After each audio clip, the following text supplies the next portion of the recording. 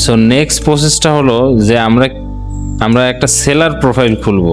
ফাইবারে অ্যাকাউন্ট খোলার পরে আমাদের সেকেন্ড যে কাজটা হলো সেটা হচ্ছে আমরা সেলার প্রোফাইল খুলবো। সো সেলার প্রোফাইল খোলার জন্য আমাদেরকে বিকাম এ সেলার বাটনে ক্লিক করব।